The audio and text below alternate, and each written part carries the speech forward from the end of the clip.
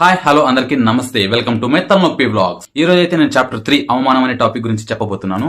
మనం నిన్న చెప్పుకున్న చాప్టర్ 2 లోని అవకాశం అనే టాపిక్ లో అమ్మాయి అవకాశం కోసం ఎదురు చూస్తున్న సమయంలో ఒకరోజు ఆ అమ్మాయి తన ఫ్రెండ్ బర్త్డే పార్టీకి తన బాయ్ ఫ్రెండ్ తో కలిసి వెళ్తుంది. కేక్ కట్ చేసిన తర్వాత అందరూ డిన్నర్ చేస్తూ సరదాగా కబుర్లు చెప్పుకుంటూ సంతోషంగా ఉంటారు. ఈ లోపు తన బాయ్ ఫ్రెండ్ వాష్రూమ్ కి వెళ్ళొస్తామని చెప్పి వాష్రూమ్ కి వెళ్తాడు. తను వెళ్ళాక ఆ అమ్మాయి వాళ్ళ ఫ్రెండ్స్ వచ్చేసి ఈమెతో ఇలా నవ్వుకుంటూ మాట్లాడతారు.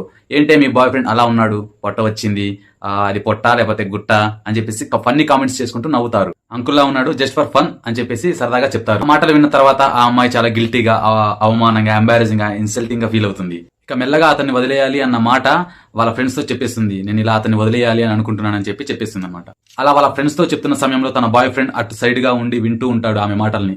ఆమె మాటలు విన్న తర్వాత అతను చాలా అవమానంగా ఫీల్ అవుతాడు. తర్వాత ఆమె అతన్ని చూస్తుంది. ఎలాగో నా మాటలు విన్నాడు కదా, ఇక నేను చెప్పాల్సిన సమయం వచ్చేసింది అని చెప్పేసి అందరి ముందు నీకు నాకు సెట్ అవ్వదని చెప్పి చెప్పేస్తుంది. కానీ ఇప్పుడైనా తన బాయ్ ఫ్రెండ్ కి తోడుగా స్ట్రాంగ్ గా నిలబడి మోటివేట్ చేయాల్సింది. కానీ ఆమె అలా చేయలేదు. అతను ఎంతగానో ఇష్టపడే అమ్మాయి అందరి ముందు ఇలా గట్టి గట్టిగా అరుస్తూ నీకు నాకు సెట్ అవ్వదని చెప్పి బ్రేకప్ చెప్పేసరికి అతను చాలా అవమానంగా ఫీల్ అయ్యి చాలా బాధపడతాడు. అలా అవమానంగా ఫీల్ అయ్యి అతను వెళ్లిపోతాడు. ఇంతటితో అవమానం అనే టాపిక్ పూర్తయింది.